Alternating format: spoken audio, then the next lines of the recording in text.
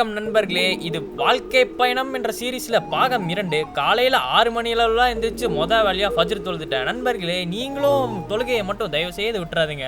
பிறகு வெளியே உட்காந்து தஸ்பீலாம் ஓத ஆரம்பிச்சிட்டா இது நானாங்கிற டவுட்டு அண்ணனுக்கு வந்துச்சு. பிறகு ஹைட்ரேஷனுக்காக தண்ணி குடிச்சிட்டு இன்னைக்கும் மிகப்பெரிய வாழைப்பழத்தோட தான் நாள் ஆரம்பித்தேன். இன்னைக்கு நாளுக்கான டீயை எங்கள் அம்மாவோட பேசிக்கிட்டே குடிச்சிட்டு ரொம்ப ஆவேசாகி இன்னைக்கான பயிற்சியை காலையிலே ஆரம்பிச்சிட்டேன்.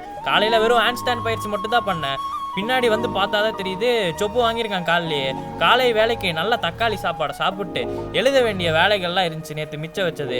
எழுதிட்டு இருக்கும்போது நம்ம பூனைக்கண்ணை வேற கூப்பிட்டு வாடா ஷூ எடுத்து வைடா நான் வந்து வாங்கிக்கிறேன் அப்படின்னா அவன் பங்க்சுவாலிட்டி கீப் பண்ணாமல் அரை மணி நேரம் லேட்டாக வந்து அண்ணன் டென்ஷன் ஏற்றிட்டான். பிறகு நல்ல குளிர்குளியில் போட்டு தொலைதொலன்னு ஒரு டிஷர்ட்டு தொலைதொலன்னு ஒரு பேண்ட்டையும் போட்டு மதிய வேலை சோறை சாப்பிட்டு லொஹரையும் நல்லா தொழுதுட்டு நானும் ஸ்கூலுக்கு கிளம்பிட்டேன். 5 மணி அளவில் வீட்டுக்கு வந்து வேலையாக அசரை தொழுதுட்டு இன்னைக்கு நாளுக்கான 2வது டீயை போட்டு கடைக்கு போகலான்னு வெளியே போனால் எங்கள் பக்கத்து வீட்டு ஆன்ட்டியோட பொட்டு மாதிரி சூரியன் அஸ்தமானம் ஆகிட்டு இருந்த நண்பர்களே. பிறகு கீழே பார்த்தா நடமாடும் டெட் பாடி 2 பார்த்துட்டு நானும் பல கடை ஏறி இறங்கி பார்த்துட்டேன். இந்த பீனட் பட்டர் எங்கேயுமே கிடைக்கல.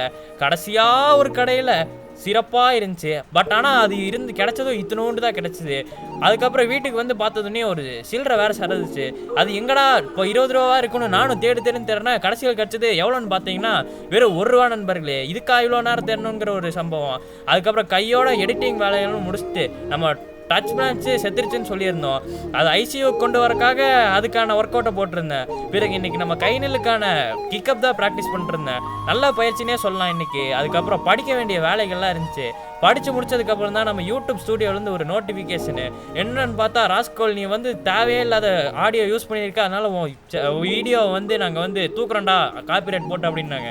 கஷ்டமாயிடுச்சு. அதனால தான் நேற்று யூடியூப்லேயும் வீடியோ வரல.